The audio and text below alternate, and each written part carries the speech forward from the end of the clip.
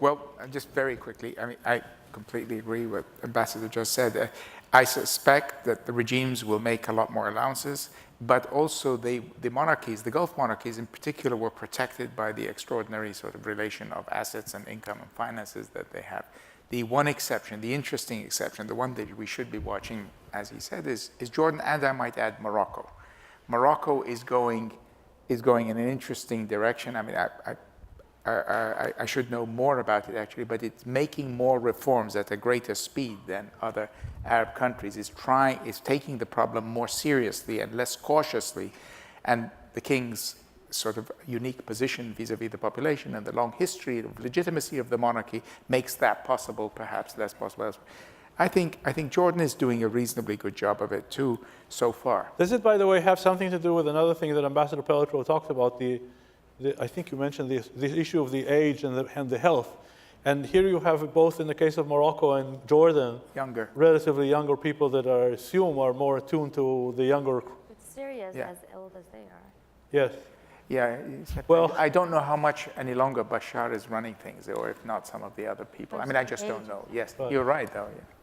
Yeah. So, I think the answer depends on what's going to happen with Egypt and Tunisia, and in the sense that I think you can think of a scenario in which if Egypt in particular goes really badly in the shorter or even medium term, then these states can turn to Egypt and say, this is the boogeyman, this is what's going to happen. You go out, you're going to have instability, look how things are going to turn out. And I think that in the long run would lead not to more reforms, but actually to more repression in the states that remained.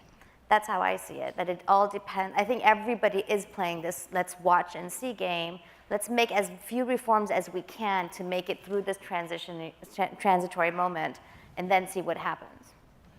Abdulmunem, usually at the Crown Center, Nagma gets the last word, but I'll give it to you today. Since you arrived from Cairo today, exactly. We're going to let you have the last word today. Well, thank you. There is no last word in this. However, I want to speak in 2 points. One, which is quick, that I think that the change we are witnessing will cover the entire region. I mean, the issue is what are the particular circumstances of every country. I don't think no matter what the Saudis are putting money on the fire, it just will increase it. I mean, it is not going to make a solution because it's not about money. It is about dignity. It is about how the state really is backward compared to how the rest of the world is.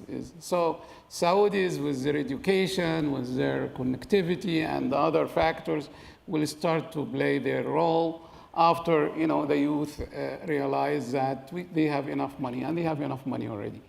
So I think it will reach there. I don't know when, but it will. The second point I really want, what is the role of the United States in this revolution? Because that's absolutely overlooked. I mean, because in the last 10 years, during the Bush administration and even Obama administration, there was some elements of the U.S. financing, training, and lecturing a cream of the Egyptian youth and others on how to look at what happened in Serbia, what happened in the Ukraine, what happened in Georgia. And I think it has an impact. I mean, there was a manual on the issue of how I'm not saying that the United States made the revolution. It was one of the side shows, but I guess it was the one chapter that the United States did not teach these guys was what to do after the revolution. They really, many of the tactics, that's not out of the open. I mean, that's not a secret.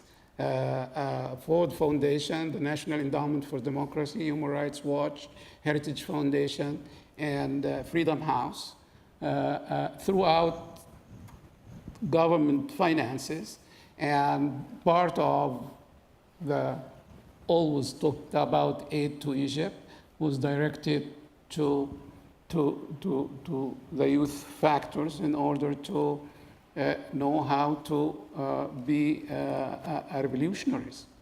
Unfortunately, I didn't find anything in that kind of training in the manual to teach them about the American Revolution.